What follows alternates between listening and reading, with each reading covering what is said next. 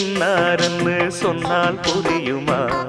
அது கொஞ்சி கொஞ்சி பேசுறது கண்ணில் தெரியுமா?